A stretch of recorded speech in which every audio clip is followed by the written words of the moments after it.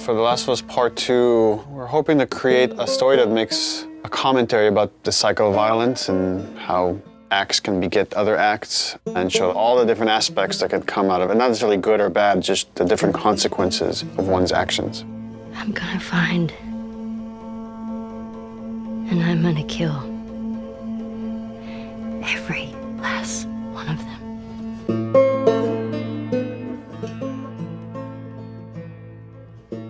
I've heard a lot of people say, why make a sequel to The Last of Us? I didn't even hear the full pitch of the game, but just like the outline of what Neil was wanting to do with this game, I realized, oh, this is something we have to make. This, this isn't even an option. There's absolutely more to do here. There's always the fear that, when you made something great and you're going to go back to it, you're going to mess it up. You're going to mess what made it so special. The test for us was like, can we come up with a story that could, one, stand on its own and be meaningful and have weight, the same kind of feeling we had when we came up on the story for the first one. But also now, because it's part 2, it has to be additive. It has to take the first one into consideration, that if you played both, then you get like a bigger narrative. The thing that Neil really cared about, that the studio really cared about, is honoring Ellie and Joel specifically, and their journey as characters. What is the honest next steps that they would take? What are the truest moves that we could see them do? The Last of Us 2 expands on the first game, both in the relationship between Ellie and Joel, the relationships that we see Ellie having, and just the greater world that we're in, and we see more of it.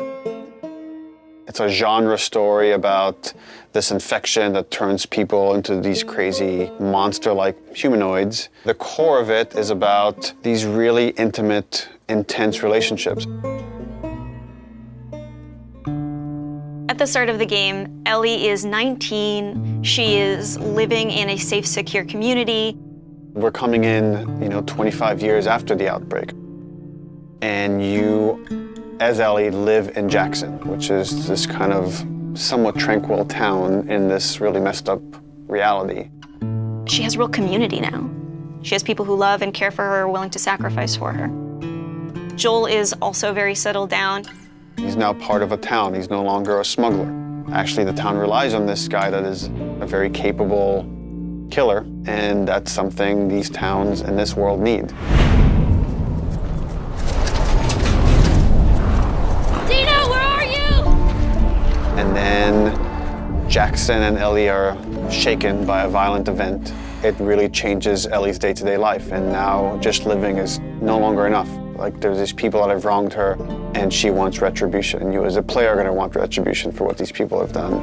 And then you go off on this journey that leads you to Seattle, where now you're like stuck in the city that has these warring factions, and they're both fighting over the spoils of Seattle, and you're stuck there in the middle looking for this very specific group that has wronged you. And that's the concept of the story. And then it takes you on all sorts of twists and turns in Naughty Dog fashion.